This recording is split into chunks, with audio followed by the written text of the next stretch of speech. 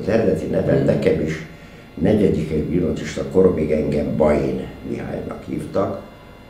Még nem egy nem régen felfedezett rokonom aki most is Kolozsváron él, és akit most meg fogok látogatni szombaton, az kiderítette, hogy a család eredetileg McBain volt.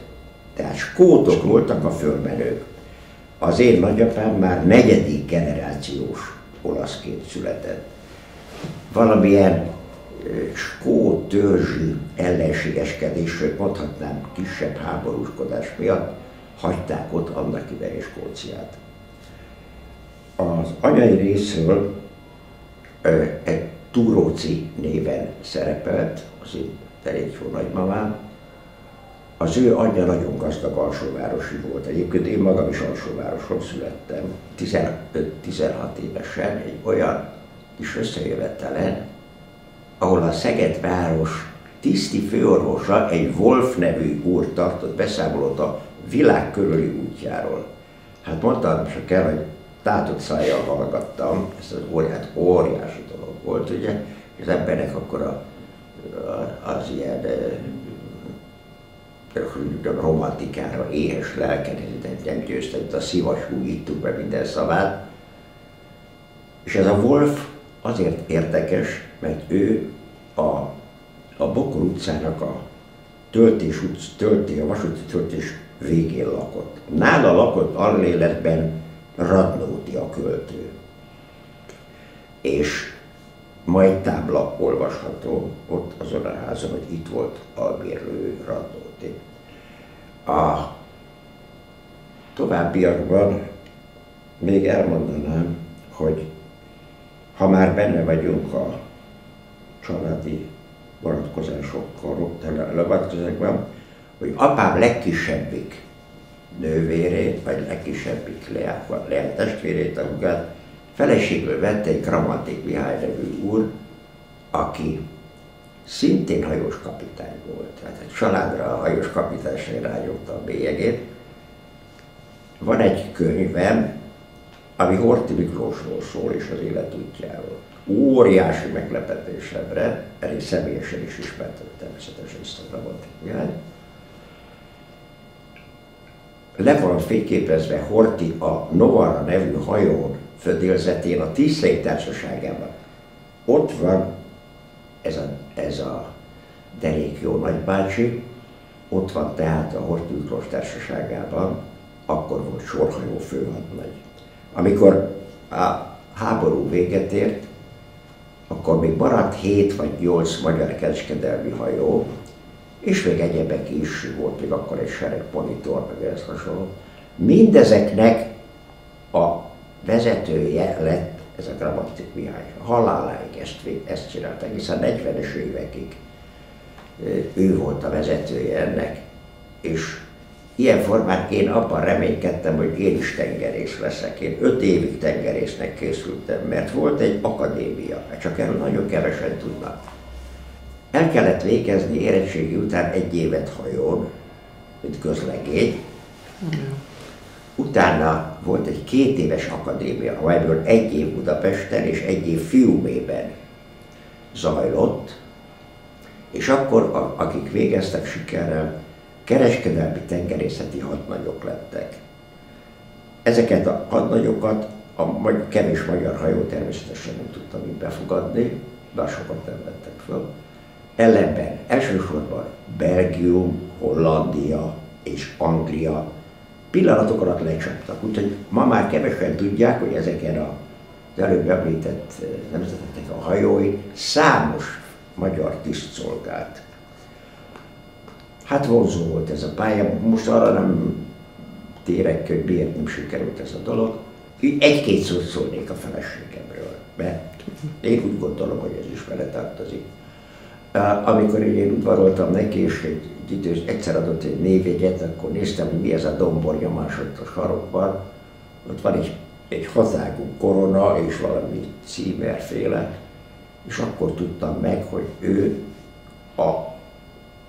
Meszlényi nevet viselte, és ez a Meszlényi az egyik legrégibb magyar család egyébként, az erről szóló egyik könyvem, utána néztem, föl is lelhető. A második püspök pedig Mindszentynek a segédpüspöke, Meszlényi Zoltán. Én egyszer beszéltem a Meszlényi Zoltánnal, és a társaságában 2-3 szót Mindszentyvel is. Tudniillik, én makon voltam akkor alorvos és kórházban, és ott a Mindszenty hercegprivás tartott a katolikus templom előtti nagy téren egy szabadtéri misét. Ez 1947-ben. Vele volt a Meszlényi Zoltán, aki mint segédpüspök, tehát azt jelenti, hogy jót a helyettes. Amikor a Mindszentyt letartóztatták, és hát ugye fölösleges erről beszélni tudjuk az egészet talán könyv nélkül is, akkor rá egy fél évre a Meszlényi Zoltán mezitláb zavarták ki Esztergomból, és utána internálták,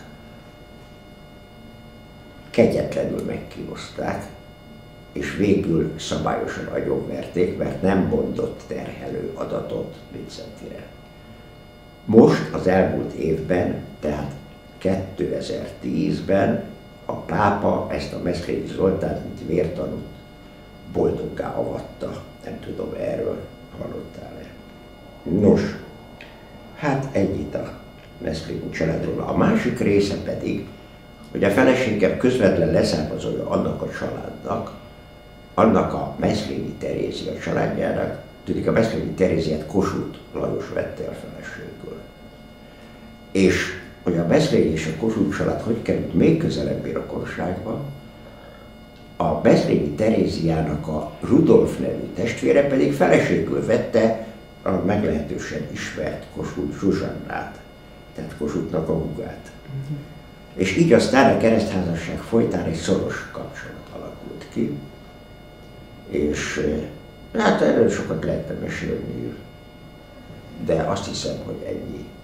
15 éves koromban részt vettem a gödöllői Jamborin, addig azt sem tudtam, hogy a Jambori azt tulajdonképpen micsoda.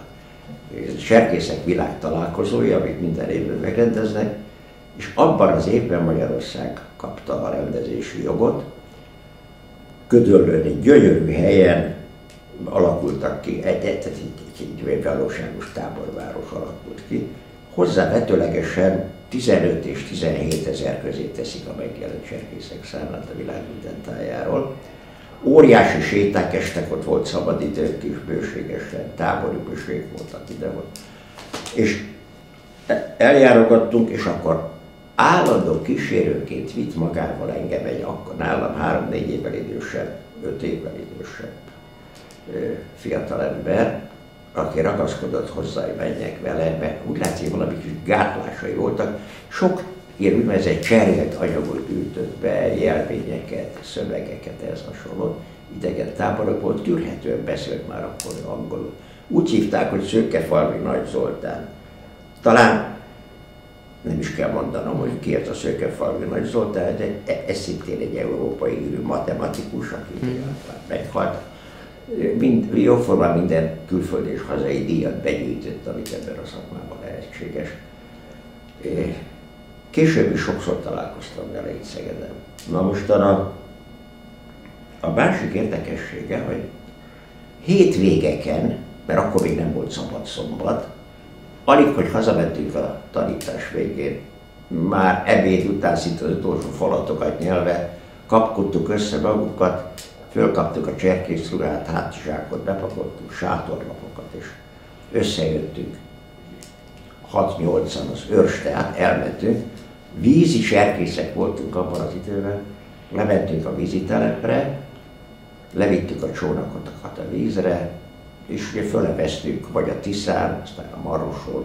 Voltak kedvelt táborhelyeik. Ott fölvertük a sátrainkat, és csak vasárnap este mentünk haza.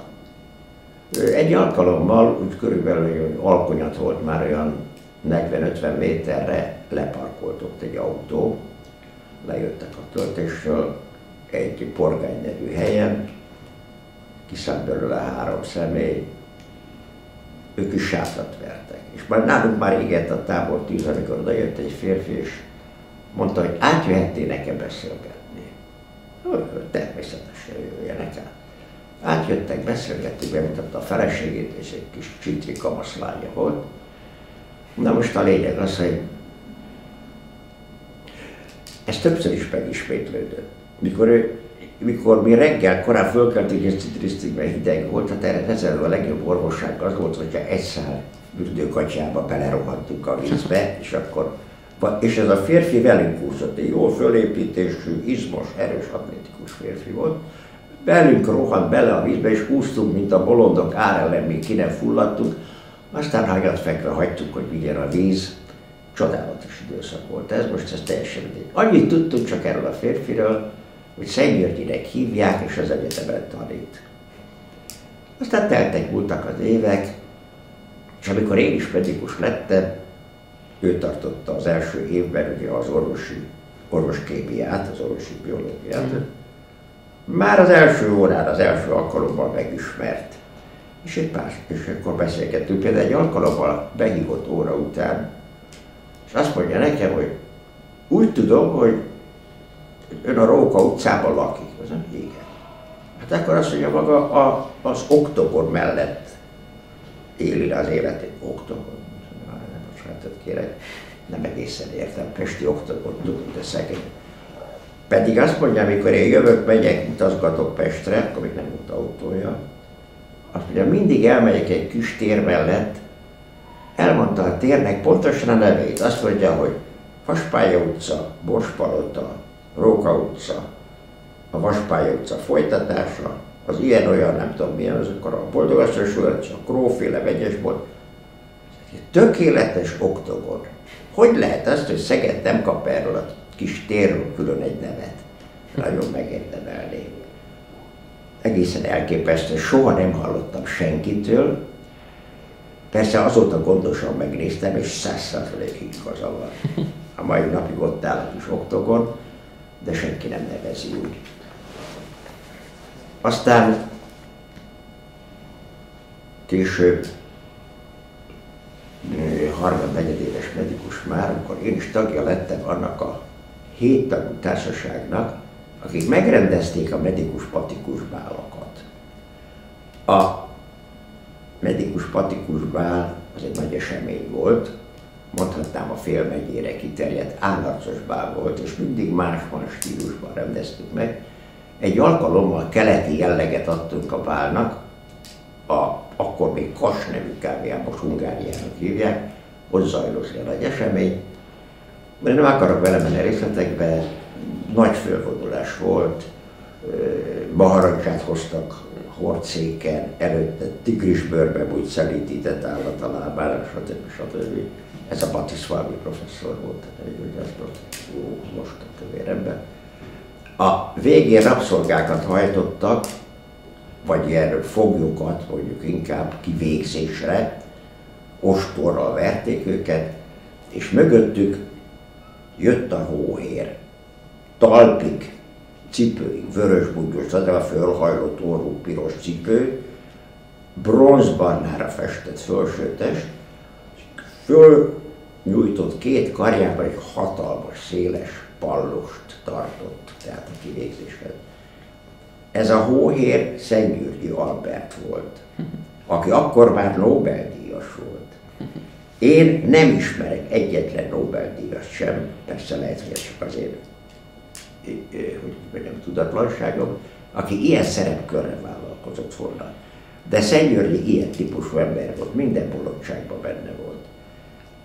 Visszatérve egy pillanatra, például 36-ban, amikor elkezdtem a medicinát, akkor a lánya is pontosan arra a korra érett már, a kislányból, évfolyamtársunk volt a Szentgyörgyi Nelly. És 4-ünket Mikulás napján fölhívott a Rudolf téri lakásukba. A Rudolf tér, az akkor most Roosevelt térnek hívják, akkor Rudolf tér volt. És hát ilyen mindenféle iszogattunk mindenféle likőröket. Akkor a diktafon óriási dolog volt, hogy behozta az apja diktafonját, bolondoztuk vele, rákiabáltuk, visszamondta, stb. Addig még aztán egy szép pillanatban bedöglött a diktafon, óriási dolog, mi lesz most semmi. Bejött a professzor úr, és a lánya szorulva mondta, hogy hát elmúlt a diktátor.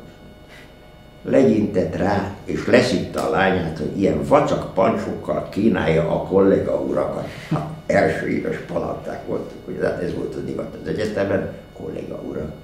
Hozott egy üveg viszkit, amit nem akarom térzni, kb. 10 perc alatt sikerült kiüríteni, és nagyon kellemesen elbeszélgettünk. Hát szóval akkor persze ki gondolta volna, hogy egy év múlva a professzor urat, mint Nobel-díjast fogjuk ünnepelni. Ki gondolt volna még rá akkor? Még csak nem is álmodtuk. Nos, hát akkor miről is tudnék még beszélni? Még a Jamboree-ra visszatérve egy pillanatra. Az ember öreg már, és akkor a folyamatosság miatt ugye bakugrások vannak a gondolatmenetben. Mielőtt hosszú lére ereszteném, ő Móra Ferenc volt. Wow. Aki minket oda elkísért ebben a rettenetes hidegben, és megmentett minket a fagy haláltól. Tehát, és később rendszeresen találkoztunk vele, mikor már kamaszok voltunk még akkor is. Rengeteget beszélt, rengeteget mesélt, egy szuper aranyos, még a feleségét is bemutatta, Boldogasszony Sugárúton laktak egyébként, mi mindig ott jöttünk föl, és nagyon rosszul esett nekünk, mikor egyszer csak olvastuk, hogy 34-ben meghalt a Móra Ferenc. A második világháborút, a második világháború. Hogy élte meg? Nos, a második világháború azért nagyon érdekes volt abból a szempontból, hogy amikor 39-ben kitört a háború, itt Magyarországon, de még a rákövetkező évben sem, az égvilágon semmit nem éreztünk. Itt nem volt infláció, nem volt semmi nyoma annak, hogy háború van. Ugye tudjuk, hogy 41 nyarán lépett be Magyarország a háborúba, a mai napig is kétes körülmények között, hogy az a bizonyos földvidéki városok bombázása az nagy valószínű, hogy provokáció volt. Emiatt aztán ugye a Bárdossy, az akkori miniszterelnök, egy háborús bűnös, hát ugye végül is kötélre került. Ez most egy más kérdés. És ahogy telt múlt az idő, én 41 végén, mint 5 éves hallgató, akkor gyakornok lettem az Élettani Intézetben, ami a mai napig is a Dóm téren működik. Hát ez egy érdekes korszak volt. Fizetést adtak, meglehetősen magas fizetést. Mindig egy évre neveztek ki, a kultuszminiszter volt a kinevező, mindig egy évre. Komoly nagy pénzt fizettek, nagyon, most nem, ezt talán nem érdemes részletezni. Azonban ma se tudom, hogy milyen érdem alapján voltak terveink, hogy mivel akartunk foglalkozni, volt egy nagyon jó barátom, együtt dolgoztunk ott. A lényeg az, hogy kaptunk egy ösztöndíjat Berlinbe. Ez volt 42 végén, és 43 január közepén utaztunk ki, amikor már a háború elérte, hogy mondjam, a csúcspontját, akkor fejeződött be az úgynevezett Sztalingrádi csata, ami azt mondják, hogy az emberi történelem talán legnagyobb csatája volt, mert több mint 1 millió ember halt meg csak ebben a Sztalingrád körüli harcokban. És ennek volt a következménye, hogy abban a különös élményben volt részem, hogy a Sztalingrádi csata elvesztése folytán, ott egy egész német hadsereg pusztult el, illetve a maradék esetfogságban, hogy gyászünnepséget rendeztek az Unter den Lindenen lévő úgynevezett Heldentornál, tehát a hősök kapujánál, és így nagyjából egy olyan szerényen is számítva 35-40 méterről láttam Hitlert, Göringet, Goebbelst és Himmlert ezekre a figurákról. Ami persze nem egy dicsőség, inkább csak érdekesség.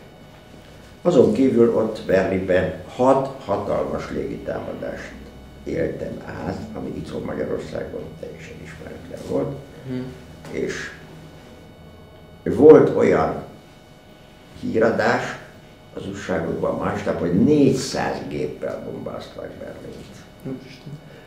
Nem megyek bele, volt egy kellemetlen élményünk is ennek a kapcsán, de hát akkor már ez a beszélgetés túl hosszúra se kerülne.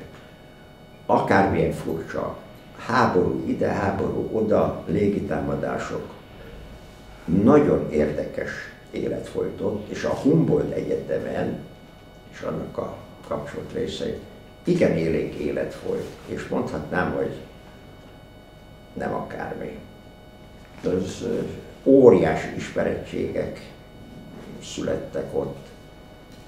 És a végén kiderült egy olyan meglepetés, amit most bárkinek mesélek el, nem akarja elhinni. Kaptam egy ösztöndíjat a Humboldt Egyetemtől Svédországba.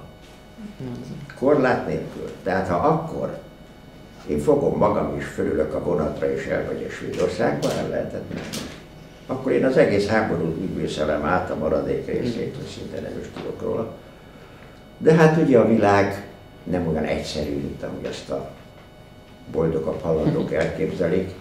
Akkor már ugye az előbb említett Meszvényi nevű hölgynek már akkor évek óta udvaroltam, később ő lett a feleségem. És túl erős volt, hogy úgy mondjam, az a belső vonzalom, hogy épp ezt a kapcsolatot ugye megszakítsam. Nos, a lényeg az, hogy Berlin. Hát egy óriási város, ez elsőbb hatalmas város, abban az időben több mint 4 millió lakósa volt. De nem, hát itt nem is akarok többet erről mesélni. Elmúlt idők, különös találkozások és extravagáns dolgok. Például egyet mondjak. Az egyik légitámadásnál a berlini nagycirkusz zsúfolva volt, és egy bomba átszakította a födémet, és behullott a nézőtérre, és ott robbant fel. A manésban éppen oroszlánok, tigrisek, ragadozók voltak műsoron, körülvéve ugye a szokásos védőráccsal, ami átszakadt. Ezek az állatok kiugráltak a nézőtérre, nem bántottak senkit, de elpucoltak, és a nagy télben egyszerűen eltűntek. Másnap hatalmas hajtóvadászat indult rá, és szép sorban lelövöldözték őket, amelyik elcsípték őket. Hát ki hallott még ilyet? Egészen meglepő. Na, hát persze ez csak egy a sok közül.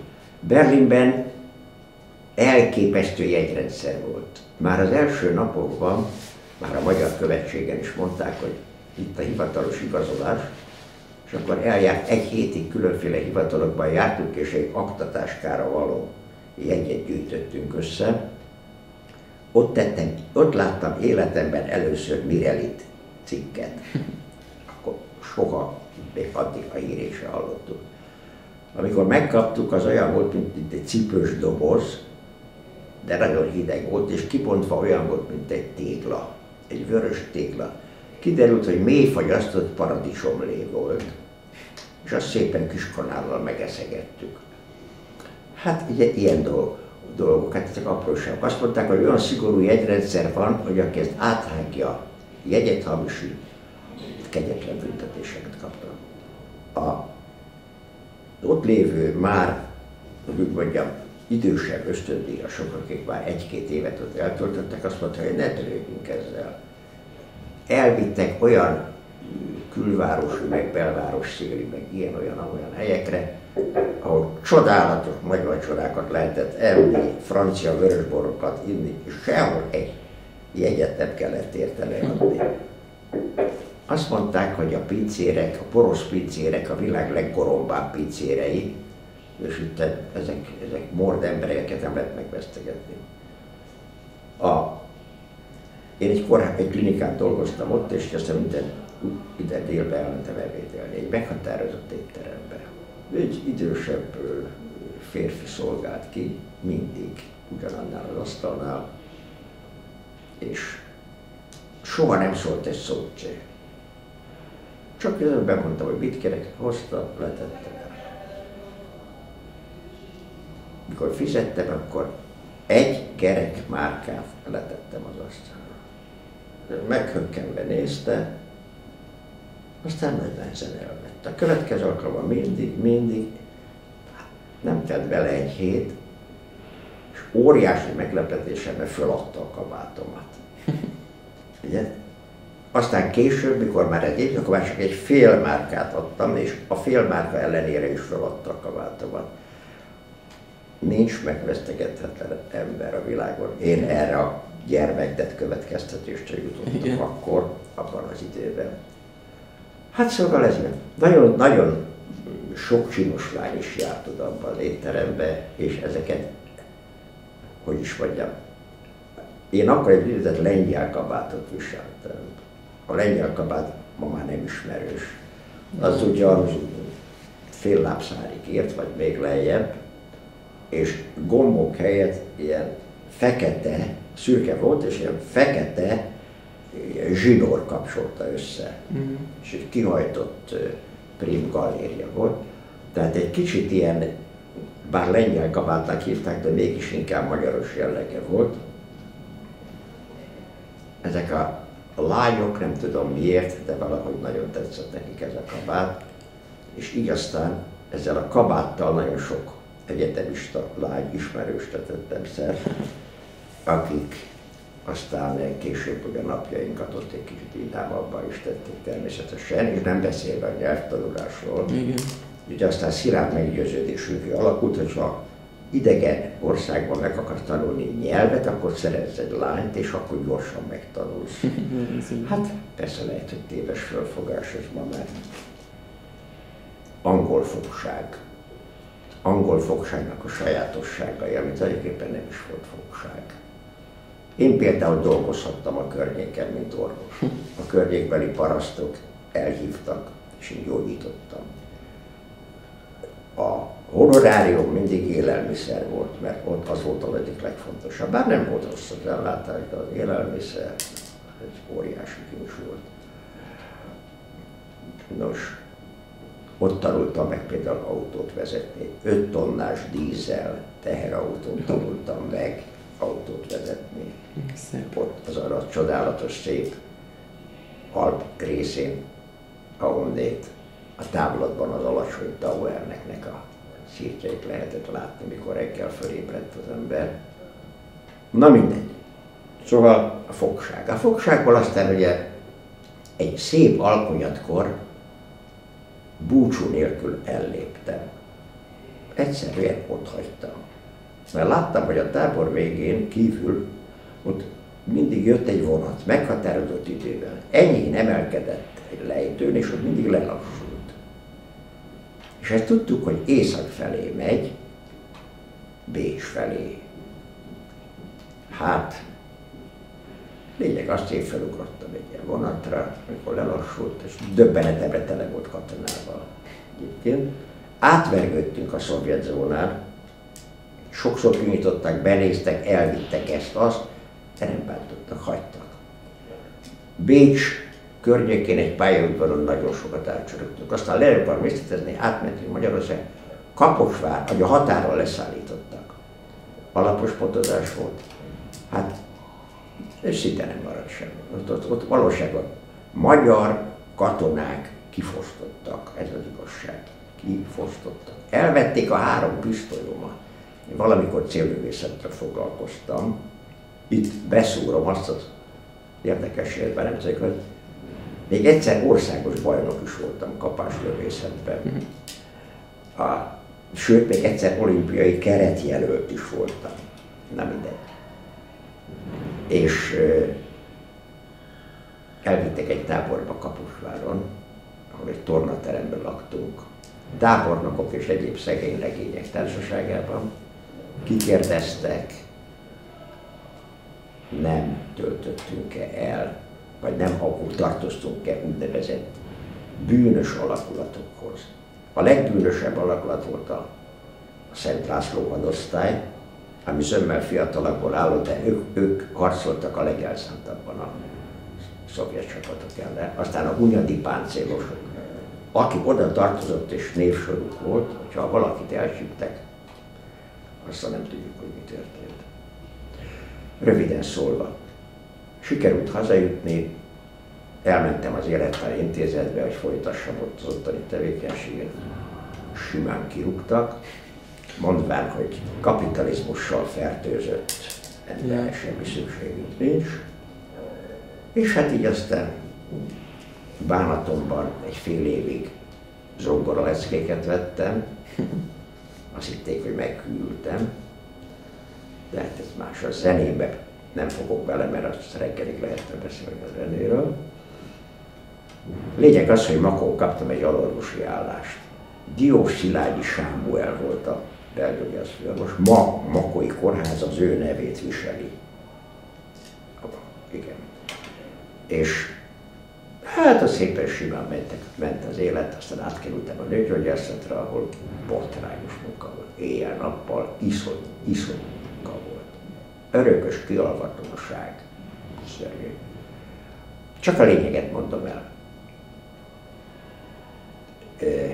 49-ben, pünkösd másnapján, éjjel, mint egy rossz regényben, pontosan éjjel, rossz krimi.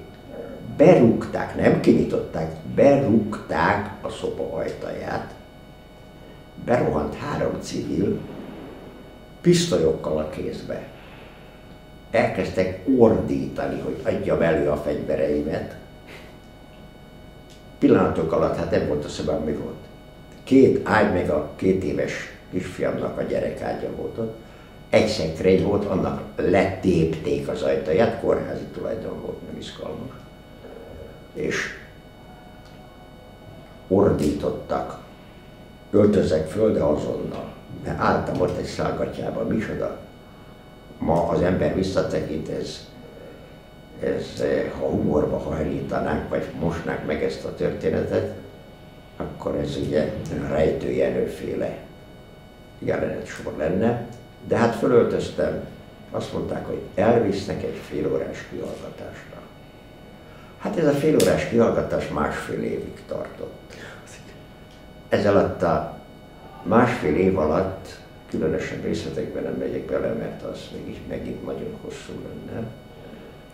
De hát a vonalakban ezt el lehet mondani, lesz szerintem fontos, szóval ezt nyugodtan ki lehet fejteni itt. Ezt a részt nyugodtan tessék. A lényeg az, hogy 7 börtönt jártam meg. 7 börtönt ismertem meg. Ma azt mondom, hogy élménynek csodálatos élmény volt átélni. Már kevésbé. De a világot attól kezdve az ember másképpen látta. A legnagyobb disznóság az volt, hogy körülbelül 5 hónapon keresztül nem tudtam, hogy mi a bűnöm.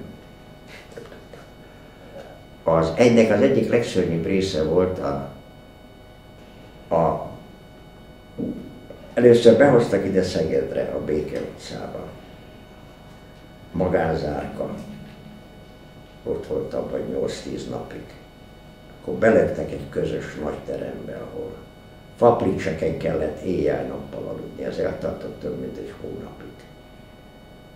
Utána összebilincselve fölpakoltak, elvitt teherautóra, nyitott teherautó föl Pestre. Akkor én nem sem tudtam, hogy hol járunk, de most már tudom, a Bartók Béla úton a Hadik laktanyának a pincéjébe tereltek rá, és az borzasztó volt. Ütés, verés, rugás, amit el lehet képzelni, botrányos állapot. És ami a legszörnyűbb, a pincében, ahol éjjel-nappal égett egy rossz villanykörte. Zárkák sora, szellőzés semmi. 2 személyes zárkában 14-en voltunk, és rettenetes hőség. És ami még rátette vagy fokozta a szörnyűség, nem volt WC. Bent nem volt WC. 2-szer naponta engedték ki az embereket néhány percre. Akinek nem sikerült, ha volt egyáltalán sajkája, ugye már a régebbieknek, azok egyszerűen a sajkájukba végezték el a dolgukat, amit reggel a fölmosó vízbe kiürítettek. Rettenetes volt. Ez egy valami iszonyat. Na jó, aludtunk. Nem lehetett, 2 rossz kis vasány volt, hát hogy aludtam 14 ember. Úgyhogy aludtunk a kőpadról. takaró nélkül. Persze mondanom se kell, de még így sem fért el mindenki. 2 mindig állt a fal mellett. Aztán következett, ugye elvittek akkor még állt a mártírok útján a katonai büntetőintézet, az a híres büntető, amit azután lebontottak, és csak egy kis emlék maradt tudom. Ott tudtam meg, hogy mivel vádolnak. Hát nem volt valami vigasztaló. Fegyveres összeesküvéssel az állam ellen. Fegyveres összeesküvés az állam ellen az a halálos ítélettel volt azonos. Hát ebben az ügyben én hogy kerültem bele, azt nem tudom, most sem tudom elképzelni. Egy aprócska, egy pár dolgot azért kiemelek. Hát volt egy osztálytársam, akit ebben az ügyben letartóztattak. 10 éve már nem is láttam. Érettségi után 10 évig nem láttam. És ő valamikor, ő pilóta volt, földderítő tiszt volt, frontot járt, stb. Állítólag nagyon benne volt egy ilyen szervezkedésben, nem tudom, felakasztották. Akkor itt az egyetemi piarista öregdiák találkozóján sokat beszél egy Rakonszai János nevű nyugdíjas professzor, akivel bizonyára te is találkoztál már.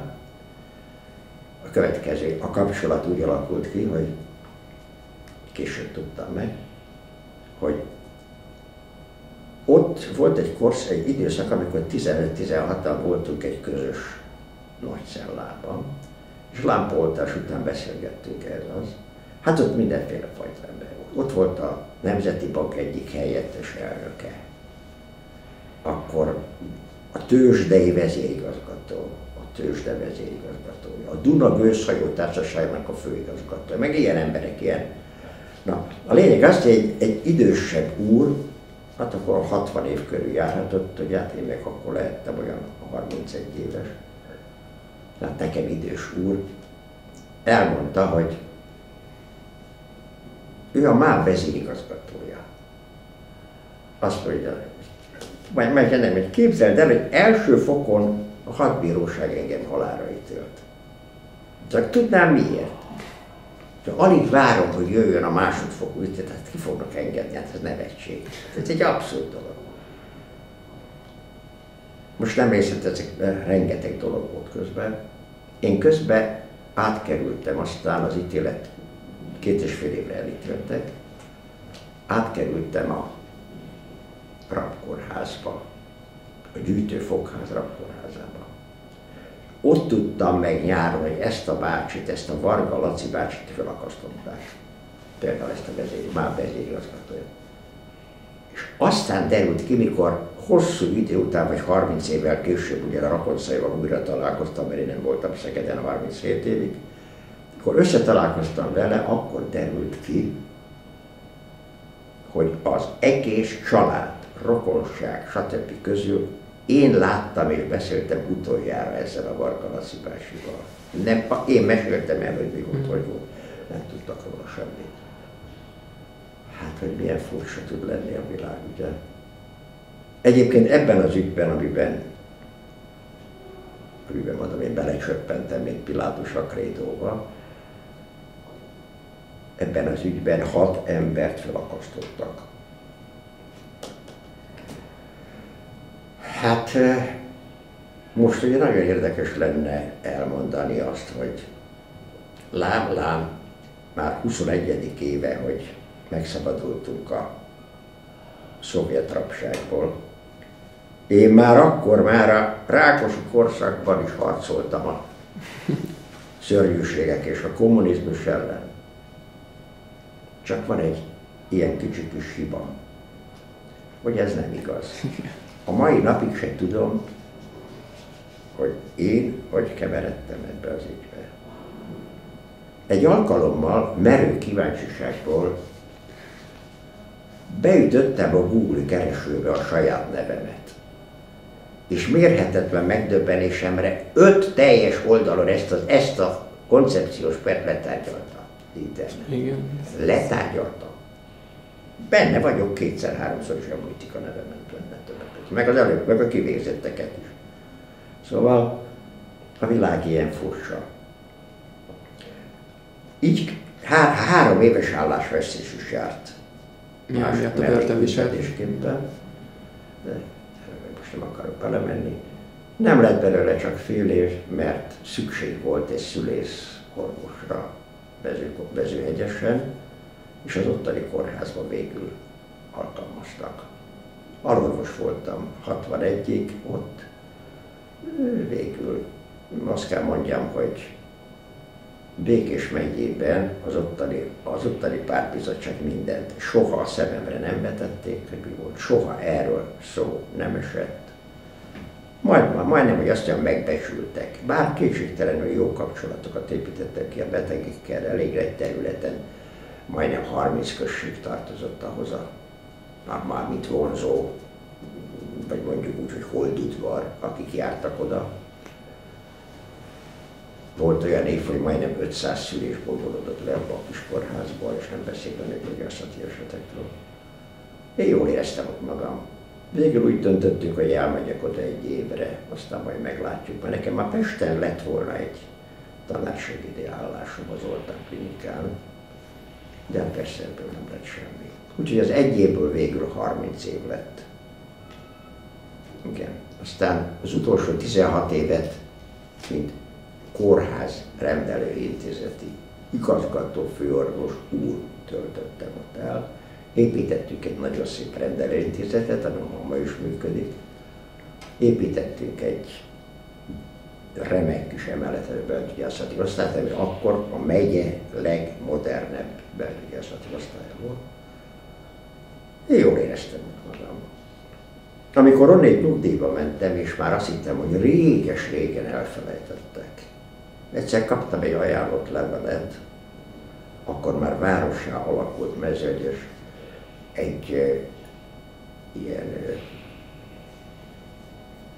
tehát meghívott a polgármesteri hivatal, hogy egy ilyen soron kívüli gyűlésen vegyek részt.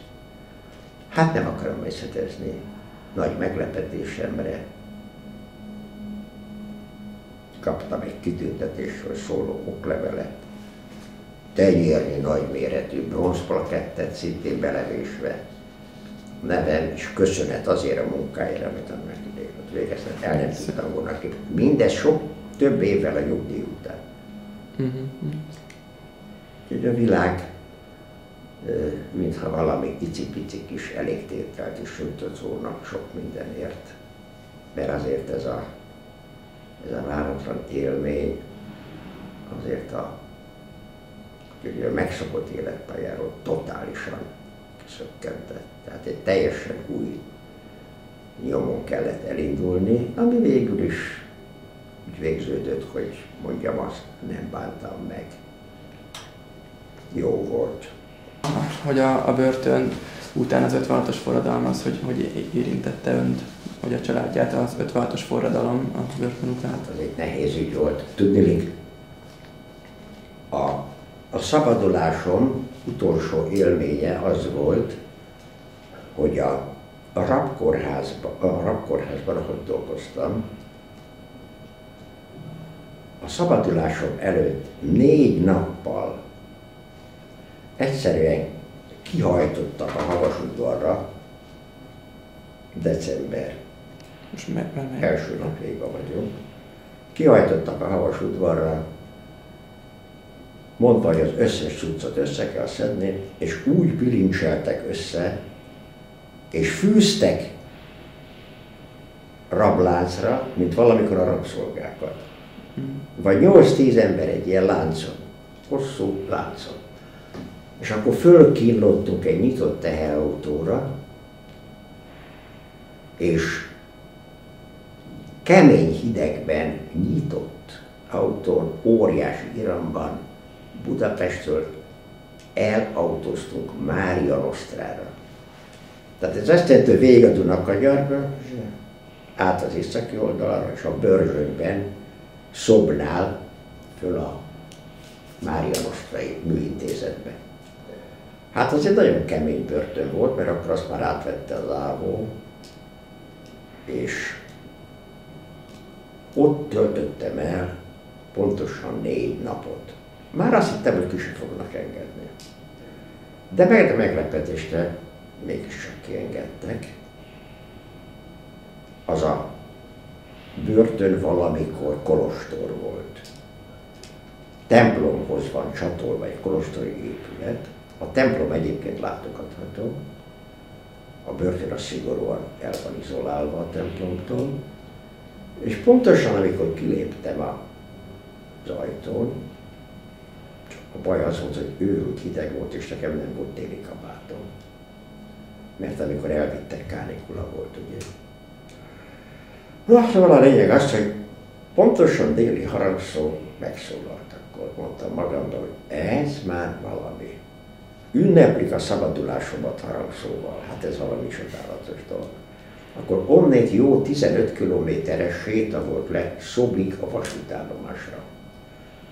Szabad jegyem volt Makóig, ezt ki volt állítva, és megkaptam a kórházban végzett munkám után azt a bért, amit hivatalosan akkor adtak a dolgozóraboknak, de abból az eltartási költségemet levonták, úgyhogy valamiről helyes kizsempét van mindössze, és aztán így egy vonattal sikerült elvergődnöm végül Makóig, ahol aztán a feleségemet persze, amikor elvittek utána a feleségemet a kórházból kidobták, ugye albérletbe költözött, és ő mint tanár, ő magyar irodalmat tanított egyébként.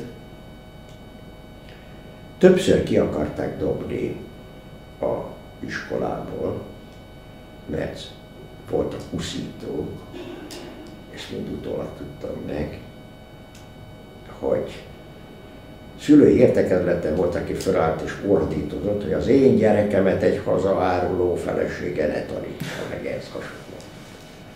És többször felszólította őt a helyi pártbizottság, az iskolai szakszervezet, és azt, hogy váljon el tőlem. Még nem volt ítélet sem, de már ezt akarták, hogy váljon el. Mert abban az időben, akinek így a férjét politikai okok miatt, hogy feleségét betartóztatták, a másik félnek elég volt beadni egy kérelmet, hogy el akar válni.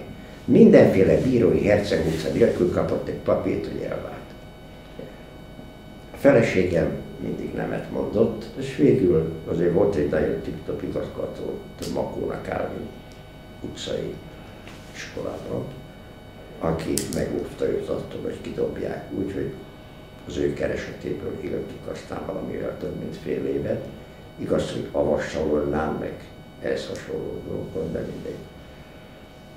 Engem például még fizikai munkára sem alkalmaztak abban az időben Makón. A barátok, azok, akik valamikor barátnak mutatták magukat tisztelet a kevés kivételnek, ha megláttak az utcán, átmentek a másik oldalra, hogy ne kellett találkozni. Tehát valósággal azt kell mondani, mintha leprás lettem volna.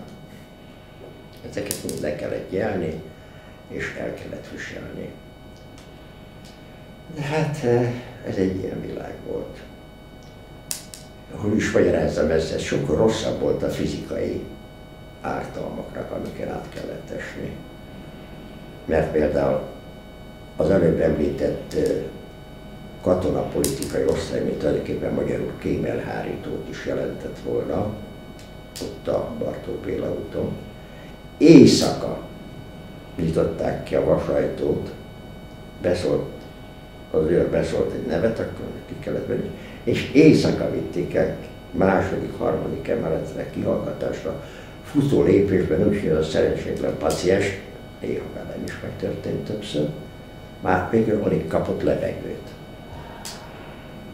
A kihallgató tiszt, vagy valaki, aki ült, az kedélyesen megkérdezte, hogy mire való ez a nagy rohanás, hát ráérünk reggelig, és így meg úgy.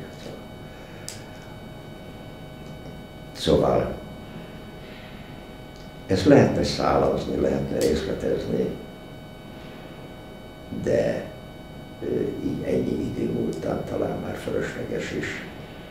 mert egyszerűen valaki ezt nem tudja elképzelni, hogy mi történt. Visszafelé úton például az őr, aki ugye géppisztollyal kísért, és mikor a kapik kiléptünk, persze akkor mindig összebilinselték hátra az ember kezét, csak a szobába vették le a kihallgatási, de utána újra összebilinselték, és akkor visszafogták az árkába. Üvöltött. Az ilyen gazember hazárulók miatt kell neki éjszakázni, mondja az őr. És akkor ugye a puskája végében dur fejbe, úgyhogy néha folyt az ember végre, akkor a csapásokat kapott. Ebbi szükség volt erre. Ettől a helyzet nem változott se jobbra, se balra. Vagy például az előbb említett, ahol ezen a bizonyos Varga Laci bácsival is találkoztam, tehát a Mártírok utcán. Ez katona ügyészség lett volna, ahol már csak adminisztratív dolog folyt, de botrány és kegyetlenkedések voltak. Volt egy kis görbelábú főtörzsőrmester. Például kinyitotta az ajtót és beordított, hogy légitámadás. Mindenkinek be kellett bújni az ágy alá. Ha valakinek kimaradt egy kicsit a keze vagy a lába, akkor azt úgy megtaposta, hogy az napokig nem tudta használni például a kezét. Mi szükség volt erre?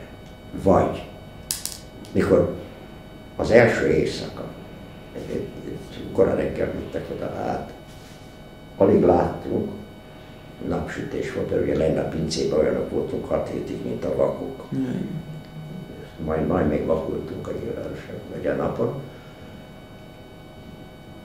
Belöktek egy zárkába, és az első estén hátra kellett rakni a kezet, szétterpeszteni a lábat, és fejjel megtámasztani a falat, de olyan messziről, hogy csak az ember feje és a nyaka tartotta a testsúlyát.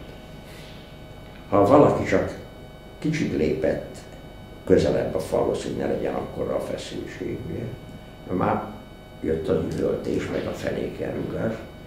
Ez addig ment, még valaki össze nem roskadt. Ez addig ment. A reggeli sétán meg lehetett ismerni, hogy kik a új rabok, mert egy ekkora 5 pengősnyi seb volt a homlokukon. 2 nappal később vittek engem is, lekísértek, persze összekötözött kézzel, összebilincselt kézzel a katonai részt. Egy százados iralgó katonai íróasztalnál megkérdezte nevet, igen. Bűnös? Nem. Na persze, hát egy kisebb bűnös, mert visszaküldjük majd a Katpolósz kihallgatásra, meg így, meg úgy. Kírja szabadlábra helyezését? Igen, elutasítom. Szökése miatt várható szökése miatt elutasítom. Ez egy formális dolog volt.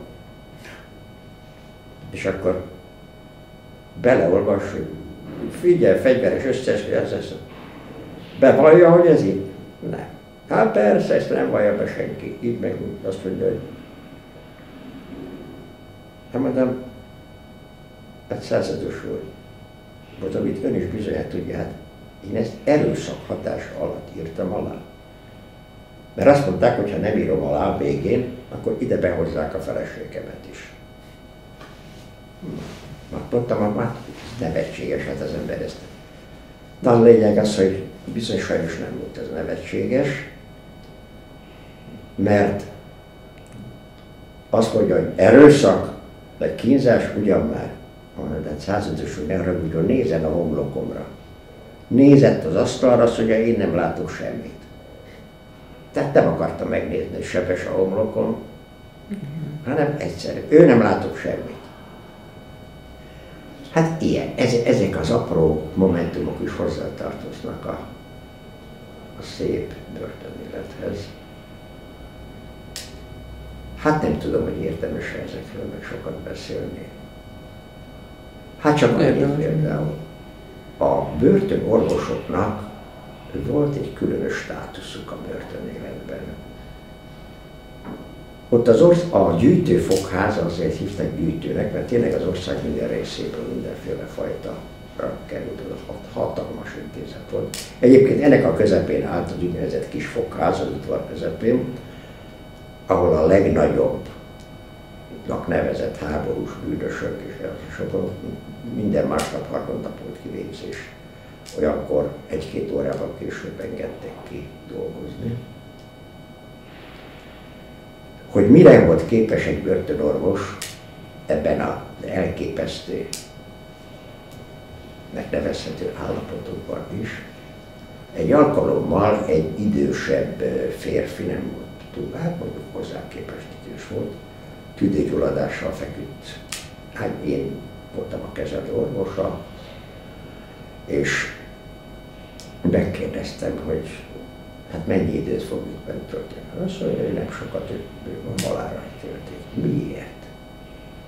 Hát kiderült ugye, hogy az ukrajnai megszállás idején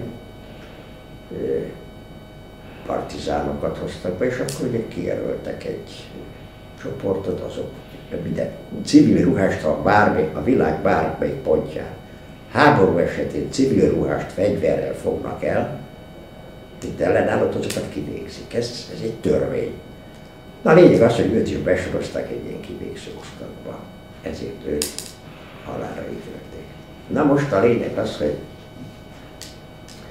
azt mondtam, de ha ő össze tudna jönni egy, nem tudom már pontosan a kapcsolatukat, de ha egy személlyel össze tudna jönni, biztos, hogy elkerülné a halálbüntetést.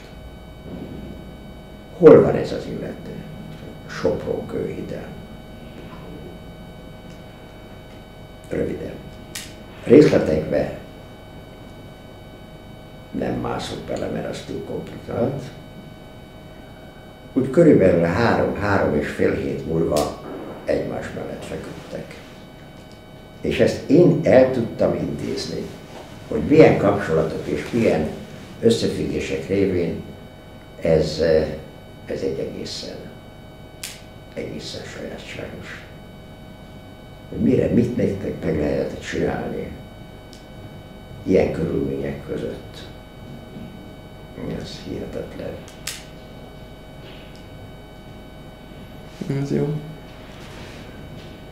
Hát ez egy ilyen világ volt. Hát és még hogy esetleg mint az 56-os forradalomról, hogy éltem meg, vagy?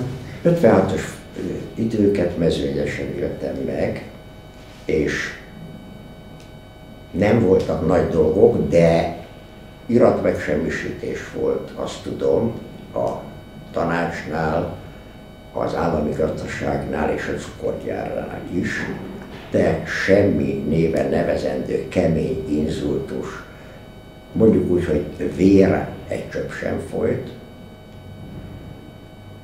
Inkább engem ért egy olyan értelmű meglepetés, hogy mikor megalakult a forradalmi tanács, akkor megalakult, hogy ott újra, tehát a városintézménye, engem is beválasztottak közéjük. Hát én kénytelen voltam visszautasítani, mert ilyen, mondjuk meg őszintén, olyan előzmény és előélet után, aminek én nálam szerepelt, hát az egy kicsit meredek dolog lett volna, úgyhogy udvariasan kénytelen voltam megutasítani. Nem történt lényegében semmi, egy pár tanárt elhurcoltak, internáltak, jól megverték őket, aztán kiengedték. Az iskola igazgató, aki szenvedélyes és szélsőséges marxista és kommunista volt, a marxizmus sajátságos módon nem volt tanár, tanító volt, akkor még voltak tanítók. Tanító volt, de szegénykém. Azért mondom, hogy szegénykém, mert meghalt azóta a marxizmusnak, hogy úgy mondjam, még mondjuk úgy, hogy szellemileg fogyatékos színvonalig sem jutott el, de azért ő nagy kommunista volt és igazgató. Annyira megijedt 56-ban, hogy a gyerekeket osztályonként sorba állva a vasárnapi istentiszteletre elkísérkedtek, kötelező templomba járni, még azelőtt még a plébánost is kiátkozták. Plébános. Akkor hadd mondjam el, hogy nekem volt egy mellékfoglalkozásom, ott hetenként 4-szer 21 községben jártam ki úgynevezett szaktanácsadásra a körzeti orvosoknak. Ez egy úgynevezett mozgó szakorvosi szolgálat volt, autón vittek és hoztak haza. Egy alkalommal a gépkocsi lerobbant, és hát itt a vasútállomás messze volt. Hogy jutunk haza? És akkor ott egy férfi azt mondja, hogy hallom, hogy nem tudnak elindulni. Igen, mondom, ez történt. Vacak autó. Mondja, de hát tényleg a Mezőkovásházi járásban? Mondom, igen, és hol? A Mezőegyesen. Hát ő is Mezőegyesi. Elvisz haza a Trabantján. Hát el is vitt haza a Trabantján, és útközben egész jól összebarátkoztunk, és aztán később is többször találkoztam vele. Hát nem akarom részletezni, ő lett Szegeden a püspök. Előző püspök. Igen. Mert ő ott mindenkivel összeveszett, összeveszett a párttal, összeveszett a tanácssal, és egy külön történet. És végül elhelyezték ide Szegedre a Rókusi templomba, plébánosnak, és innét pedig püspök lett. Na jó. Ilyen csavaros, különös kapcsolódások, találkozások, elvállások. És ami a legfurcsább, hogy az ember körülnéz, és az ismerősei, meg a rokonai, meg a barátai közül már a legtöbb ki van a temetőbe. Én meg 93 évesen egyelőre itt beszélgetek a kamerával.